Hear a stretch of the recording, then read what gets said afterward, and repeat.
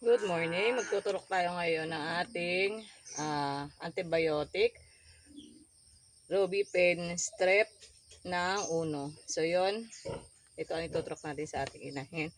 Natin ml. Ito, ba't ko inaalog? Sterilize to. Tapos tatanggalin lang natin. Ito madali lang naman tanggalin yan. Bago yan. Tapos ito tatanggalin din natin. Nandito pala ako sa amin, likod ng van. Yan. Pag may nanganganak kaming baboy, dito kami natutulog sa aming van.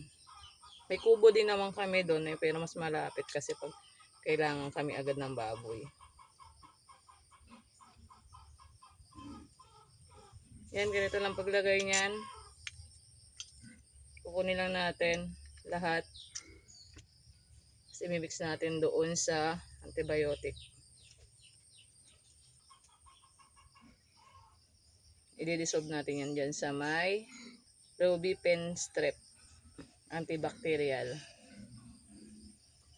Pag mix na natin, yan, mimix na natin yan dito. Mix lang. Yan o.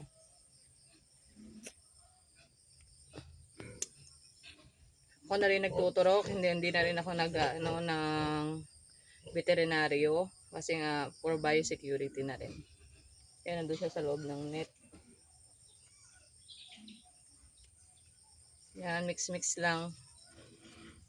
Tapos papakainin mo natin yung ating inahin para hindi siya aggressive. Ngayon papakainin na natin siya. Ang tagal niya mga anak. Ngayon ko lang siya papakainin. Konti lang muna. Konti lang. Konting tubig.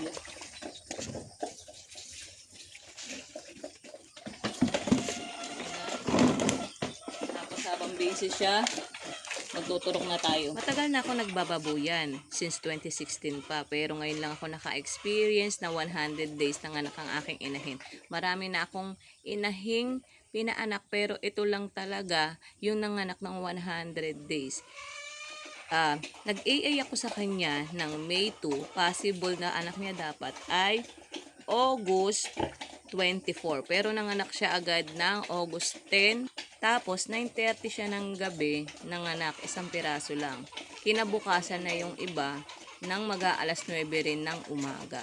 Tapos natapos din siya ng gabi na rin ng August 11. Ang tagal niya talagang manganak. Pero hindi ko siya tinurukan ng pampahilab dahil may nagsuggest din sa akin, si Carlos Ong ng Bro Farm, na wag ko na daw tulukan ng pampahilab at baka daw manghina yung aking inahin. Since malakas naman yung aking inahin. Di sabi, intay-intay na lang talaga. Premature kasi siya. Parang iniisip ko rin kung tuturukan ko siya ng pampahilab. Parang magiging delikado para sa mga inahin. Kasi premature nga yung kanyang mga biik. Parang mapupwersa lalo kung tuturukan ko siya ng pampahilab. Kaya yun, nag-intay na lang ako. Nagtataka kayo bakit may manta dito? May tumutulo kasi dito, tapos mahaba naman yung manta, sinagad na namin. Konti lang naman tumutulo, pero yung ibang mga bubong talaga nito repairin na. Tapos naka-incubator yung mga baboy doon. So yun, improvise incubator.